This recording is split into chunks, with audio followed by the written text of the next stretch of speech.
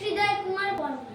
আমাদের আজকের নিবেদন কবিগুরু রবীন্দ্রনাথ ঠাকুরের দামোদর শেঠ।